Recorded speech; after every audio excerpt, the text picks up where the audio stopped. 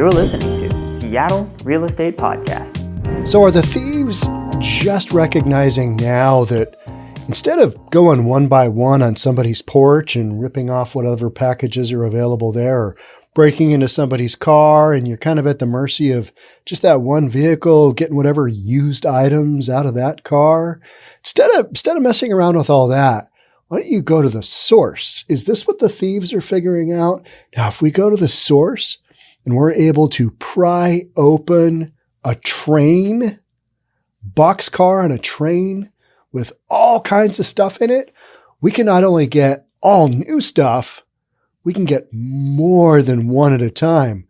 And we go ahead and we sell this on our handy dandy eBay site, our Amazon site, whatever it might be, where we sell all of our goods, whether they're stolen or bartered or whatever it is.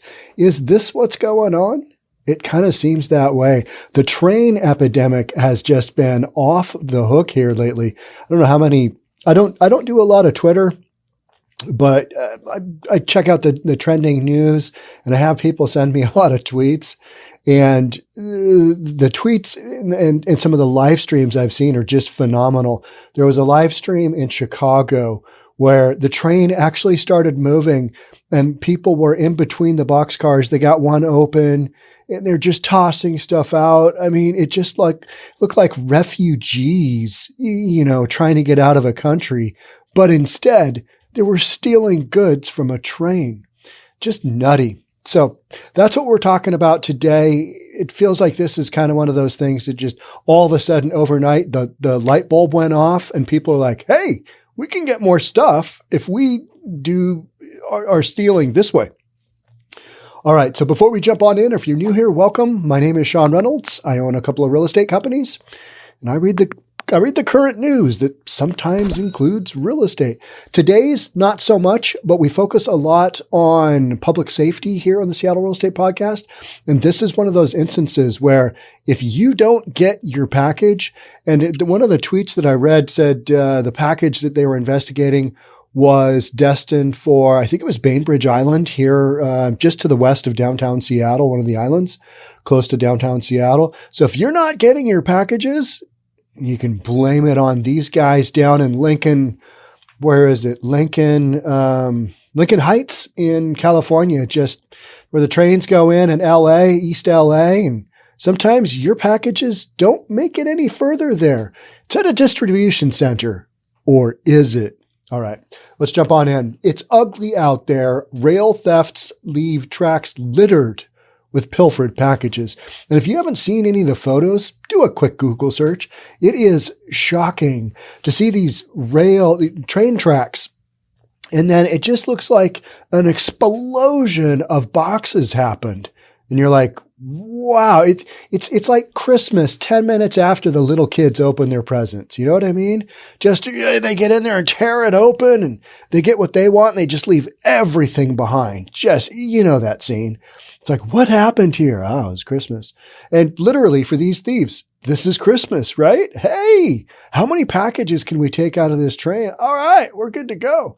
And then there's the secondary market where people are walking these train tracks hoping to pick up something that the original thieves left behind.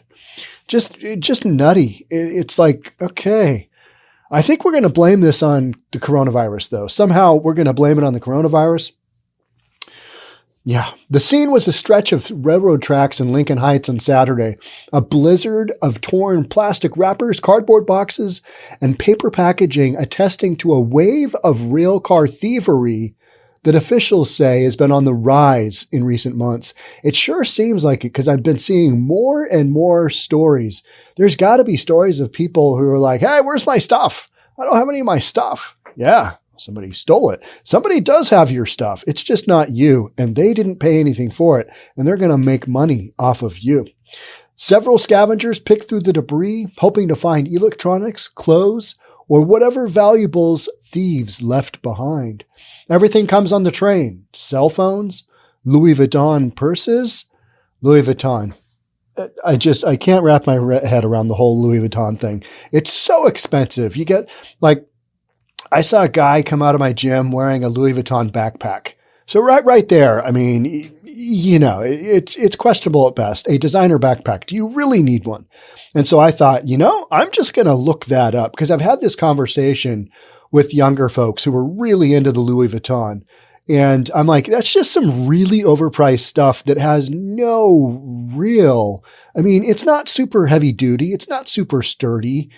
And yet this little backpack that I saw this guy walking out with was $2,500. I did, the quick Google search on my phone. I'm like, $2,500. That is interesting. Okay.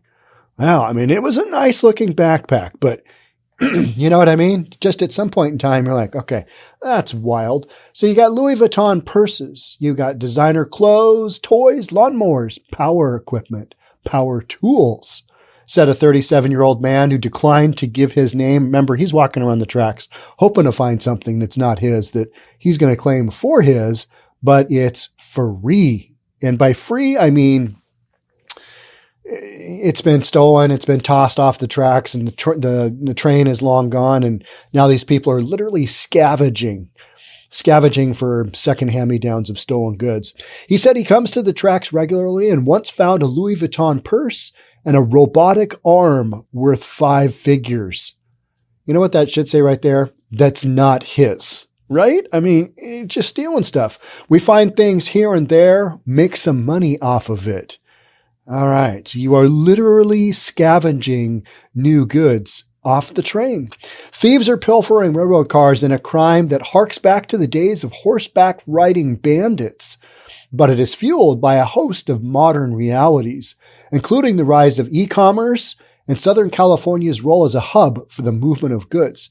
So these are goods coming in from all over, and a lot of them do come to the Pacific Northwest, because if you look on a map, LA, and then, all right, we're going up the coast and we're going to go as far as, Seattle, Bellingham, whatever cities we've got around here, and any city in between. LA is a great West Coast hub, right? So the images have generated national attention and revealed tension among rail operators, government officials, and authorities over what can be done to reduce the thefts. Because you've got railroad police involved here, right? You've got Union Pacific Railroad Police. They do the best they can to get these criminals, and then they turn it over to local authorities. And then the local authorities determine whether or not people get prosecuted. Late Saturday, approximately 17 cars on a Union Pacific train derailed in the same area where the vandalism has been occurring. Is that coincidental? Did this train get derailed just because? Probably not. There's something going on, right? The crew was not hurt, and the cause is under investigation. Somebody did something to that rail line, because that's just, could it be a coincidence? Yeah, but odds are somebody monkeyed with the rail lines, right? Union Pacific reported what it claimed was a 160% increase since December 2020 in thefts along the railroad tracks in LA County. The railroad didn't release specific data on what was stolen or the value of what was lost, but it said the increase in crime cost the company at least $5 million last year. So they would have insurance. They would know exactly how much was stolen. This is just becoming, it has to do with the whole California thing. And in Chicago, the scene there was just insane. I feel like it is more of a system. It's more systematic in California, because I kind of keep reading and hearing the same thing over and over and over. I'm not really sure about Chicago, but the mechanics are still the same. However, you've got that Proposition 47 in California. Does that still apply to stuff stolen off of train cars? I believe it does. It's the dollar value. If it's under $950, you basically you're not going to get much time, and you're probably not going to get prosecuted, because that's the law in California. So there's a real incentive. Hey, steal as much stuff as you can. Hopefully it's cheap stuff. But if it's not, pretty tough for these criminals to be tracked down, right? It's not like they're on a street and you've got cars whizzing by. It's in kind of an enclosed railroad track area. A bottleneck in the supply chain and the presence of homeless encampments near rail lines have contributed to the thefts, officials said. We've got a situation in Seattle, and we've talked about it a lot, about how the homeless encampments, they just kind of keep getting pushed around. And it's becoming noticeable where they're being pushed to. So you get some of the bigger encampments, those get closed down, and then those folks have to go elsewhere. But I was having a conversation this week with an Uber driver. I left my car over in Seattle and went back to Bellevue and then needed to get back to my car. So I took an Uber back to my car, and conversation I had with the Uber driver was how he can't leave his car in certain neighborhoods and other Uber drivers and people that he knows are aware of their areas where there are good sized homeless encampments, and they're running generators, and they will siphon fuel out of your car to feed their generators. And that makes a lot of sense to me, because who wants to pay for your gasoline when you're running a generator in an illegally located homeless encampment? I mean, that's just how you do it. You just go steal from any car in the neighborhood. And so there's been a lot of that going on as well. So, and not to say that everybody in a homeless encampment does this stuff, but they sure do it a lot more than in typical residential neighborhoods where you've got a heavier police presence, right? I mean, these things kind of just go hand in hand. So, and the whole thing with stealing stuff in 2022 is that you've got such an easy secondary market. You just set up a quick store. Hey, brand new, never been opened. And that is true. It's literally in boxes. It's in shipping boxes coming off the train. So you are selling a brand new item, and nobody seems to care where you got it from. It's just like, don't question where I got this from, but do buy it, and do buy it at a discount. Don't question where I'm getting it wholesale to be able to sell it to you for such a steep discount. But it's good, authentic product. I mean, it's the best. It's the best. Isn't that what people always tell you? This is the best. Whenever you're buying something, this is the greatest ever. It is. So organized and opportunistic criminal rail thefts impacts our employees, our customers, and the overall supply chain, said Adrian Guerrero. He's the director of public affairs for Union Pacific. The folks that I saw in Chicago, it was dangerous looking. I mean, these guys are like teetering in between the two cars where the cars are joined, where they're hooked up, where they've got their hitches going. People are standing on there just tossing boxes. People are running along. I mean, it's just kind of crazy. And yet this is what we're doing in 2022. And it feels like it got really popular at the end of 2021, right? So Guerrero estimates that about 90 cargo containers a day are compromised. What I read was anywhere between like the fourth and the fifth one that comes into a terminal basically gets compromised somehow. So 90 cargo containers a day are compromised, sometimes by an organized group that has halted trains and recruited people living on the street to ransack the containers. That is a step up on going to Home Depot and getting somebody willing to work from cash. Hey, are you homeless? Yes, I am. Would you come and help us? We will give you a couple of packages for your efforts, or we will pay you on a per package basis. I have no idea how that works, but doesn't that sound like about the right pay scale? But Union Pacific is partly to blame for not deploying more security, said Los Angeles Police Captain German Hurtado, who works in the Hollenbeck division. So we are blaming the railroad lines. Okay. Whenever crime happens, it seems like we've got a lot of blame, but you should have been doing more. Well, okay. Yeah. We have millions of dollars of items and equipment, but is unpoliced, Hurtado said. There are even sometimes weapons on these trains. Everything goes by train, you learn. And so these criminals have just recently, in mass scale, it feels like, learned this is an opportunity that needs to be exploited. The problem gained attention last week when KCBS and KCAL photojournalist John Schreiber posted a series of videos and tweets including one of himself picking through discarded packages strewn along a rail line in Lincoln Heights. All right, maybe you don't want to do the footage of yourself picking through. You certainly don't want to, hey, here's what I found and I'm taking home. Certainly don't want to do that. I would be reluctant to be in that area just going through all that stuff because that's stealing. It's straight up stealing.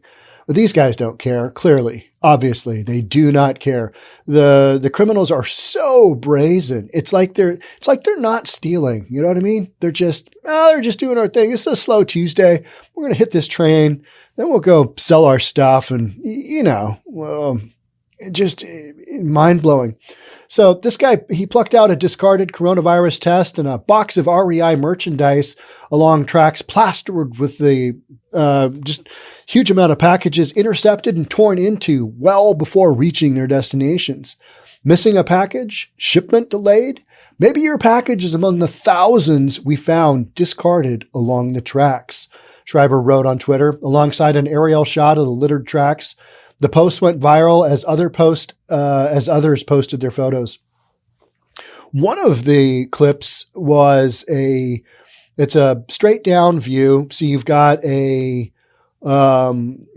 drone going along the train tracks, and it's got the straight down 90-degree camera view, and it's just showing what's going on. Usually, you do those for like a shoreline or, a row of traffic, but this was just literally showing all of the boxes and debris and all of this craziness that had just been wildly ripped open and the good contents inside. Those are long gone, but all these boxes and some of these areas had been cleaned up in, not too many weeks ago. And they look like they are literally, just an explosion of brown boxes and wrapping paper and tape and clear tape. Just nutty. Along the track Saturday, a couple who said they showed up after seeing an Instagram post, they scanned the crush of abandoned cartons looking for something valuable. An Xbox package had caught their eye. Another man who had been waiting for a bus, he stopped to rummage through the debris. He found some sneakers he figured he could sell for $200 to make up for the hours he missed at work that day. All right, so we are subsidizing not going to work by, rummaging through some trash by the railroad tracks in the hopes of offsetting our missed work hours. Doesn't say why he missed some work hours, but he missed work that day. And he's going to sell this online, make up that money, and we're all good. It's as if I worked a full week. It's ugly out there, Los Angeles Police Department Hurtado said. And that's why we're talking about this on the podcast, because this is one of those things where it makes sense from the criminal element kind of angle. And what is going to stop it? I mean, are you going to have to lock down these trains? Something fierce? I don't know. I mean, it's just nutty. In a letter to District Attorney George Gascon, your favorite, my favorite. I mean, who isn't, just a big fan of George, of George Do Nothing. Union Pacific's Guerrero estimated that more than 100 people had been arrested, but they boast to our officers that charges will be pled down. Don't worry, we're going to get out. Charges? What charges? We're not going to do any time. Plus, we've got packages to rip off from the trains. We need to get back out it. Alex Bastian, an advisor to Gascon, said the district attorney's office had filed charges in some burglary and grand theft cases, but other cases didn't have enough evidence to prosecute. You need to throw these people in jail. This stuff is just getting out of hand, right? It's just carjackings. Carjackings here in Seattle have just exploded. I mean, you've got these random things happening and carjackings where people that are having their cars being jacked are shooting some of the perpetrators. And it's not going well. So you've got all these crazy storylines all indicating that crime has definitely risen. And the train track ones, I haven't read enough on this case to know, okay, well, how many trains before this became kind of, a popular trending topic, how many trains were getting jacked before? It's probably quite a few. I mean, this isn't a new crime, but it feels like a crime that has been resurrected, and it now has, you've just got that liquid secondary market of eBay, of Amazon, of selling stuff online. And, you know, you sell something quick enough, nobody's going to know it's stolen. This stuff, I mean, by the time somebody realizes it's stolen and serial numbers get out there, which often, majority of the time, that's just not going to happen, is it? It's just not going to happen. By the time that happens, by the time any of this stuff is traceable and is traced down, this stuff is long. It's gone. It's, you know, it's down the road. It's down the train tracks, couple of owners, right? So these are not victimless crimes, particularly when many of these packages include much needed supplies, she said. You know, much needed anything. When you pay for something, you expect to get it. And now, not only do you have the whole supply chain, you've got yet another hiccup, which is, well, my package got jacked on the train. I mean, how frustrating, right? Now everybody's going to be thinking, well, is it going to, I know it's on the way, but hey, we're not home yet. I mean, we got to get our package through LA. People are going to be like, oh, it's in LA. Well, good luck with that. You may or may not get it. Is it in, you know, just crazy, right? The ports of Los Angeles and Long Beach handle about 40% of the nation's maritime imports. Now, we know that Long Beach and LA, we know that's where all the shipping containers come in, because that's where we've seen just record lines of ships posted up and down the coast. Sometimes they're, you know, miles offshore and they're just kind of drifting along because they're in too deep a water to be able to moor up. So LA and Long Beach, about 40% of the nation's maritime imports. The majority of the nearly $450 billion in goods moved at the port eventually lands on a train. So they come in by ship, they get taken, and they get put on trucks, delivered to trains, whatever, delivered right onto trains. And then they may or may not make it past that whole train deal, as we're finding out. Dumping trash and encampments around railroad tracks last year prompted Los Angeles Councilman 𝑺𝒆𝒂𝒕𝒕𝒍𝒆 to call for the city to declare them a public nuisance. But the effort was dropped after Union Pacific cleaned up a swath of tracks. But you can imagine those just got, you know, just littered right back again, right?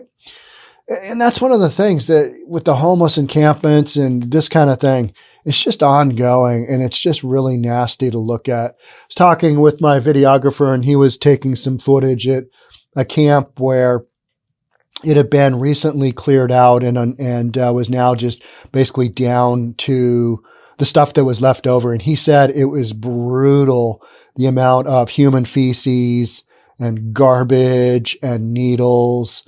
And like, he came in the next day and he was like, yeah, I'm still recovering from yesterday. I'm like, yeah, it's just kind of rough to be around. When you're around enough human feces and watching people clean that up, it has an impact. You're like, okay, this is in a public park and this is what's going on. So, you know, cleanup being just one of the aspects of, you know, this stuff is being stolen and then you got just a million boxes. When you look at this footage, I mean, it's like hard to pick out where the train tracks are because there's so much stuff. It's just wild. The biggest problem is around 2 rail yards where cargo is transferred from trucks onto trains or vice versa. One of those yards is a sprawling rail facility that sits just east of downtown off the I-5 freeway in Lincoln Heights. That's the main one that everybody kind of knows about. Keith Lewis, the vice president of operations for CargoNet, a company that tracks cargo theft, said that figuring out just how much is stolen from trains is difficult because much of it is unreported. It's just so nutty and so crazy that this is going on. And yet it makes total sense, doesn't it? Crime out of control. District attorneys not really prosecuting people. Criminals doing all this stuff. I mean, you've not only got big criminal enterprise sending people in to do this stuff in teams, just like bashing the stores, stores open and running in and literally taking out an entire Louis Vuitton or a Nordstrom or whatever. You've got that stuff going on. And all of this is like, it's just a free for all because folks know that the repercussions for their actions are really limited.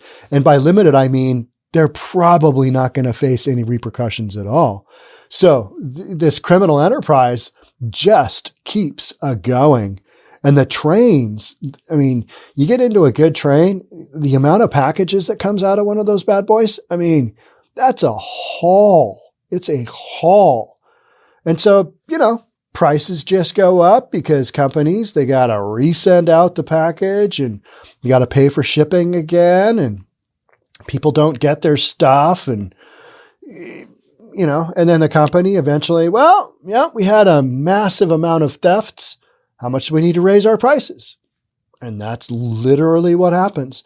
Theft goes into, the future marketing of goods as an indicator of, we can expect to have this much loss. And, that's what happens. So if you see that it's in a distribution facility, don't think that it's on its way. Think that it might be a target within one of these systems. So now it's not only the porch pirate, it's all these jokers jacking into these trains, right? Crazy. All right, that's it for me on this one. We will continue to follow the epidemic of trains being robbed. And whenever you hear of trains being robbed, you think of those old school times where guys ride up on horses and you get out in front of the train and they board the train. And, they've got their basically their face masks on. Got their bandana hiding everything. That's, before the COVID masks, that's what, criminals would wear. They'd wear the face mask. And in the Wild West, they always had the bandana and you could see their eyes, but you couldn't see much else. And, you've just got so many different opportunities for your package to absolutely go missing. So one more thing to worry about, right? Yeah. Nuts. All right. That's it for me on this one. I will catch up with you soon on the next one. Until then, stay safe. We'll talk again. Bye for now.